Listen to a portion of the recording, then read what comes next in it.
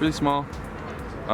There's a heating element on the end, and rocket cologne. it could be called Don't go into an airport like Von that. Werner. Dogs Von will Werner. sniff you out. Just the igniter alone, so we taped a little match head to the end of it to just give it a little instantaneous boost. The Student Space Technology Association is working on a motor for a small rocket. The launch date was planned to be on February 20th, but due to inclement weather, the date has been pushed forward. This is one test of many more to come. Right now, we're working on our demonstration motor.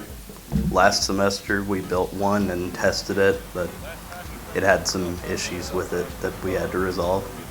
The last rocket test had the rocket shooting into the air, but with fire coming out of both ends. They had liftoff, but it was not a successful vertical one. The group needs to make sure that they have the right amount of thrust for the vessel, so the same mistakes are not repeated.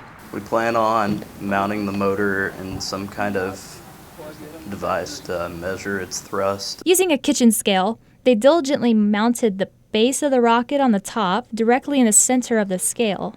They have to measure the thrust to determine the height of the launch. We're gonna have this kind of this round PVC pipe with rocket fuel and a nozzle in it. With just the right size of PVC pipe and the right amount of thrust, the rocket should launch and succeed in vertical takeoff.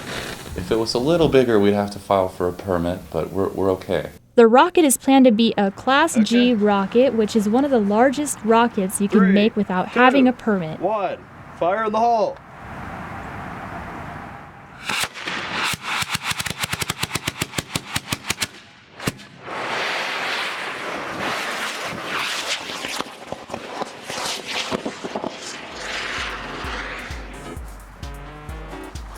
It did not stay down. Go put it out, it's burning.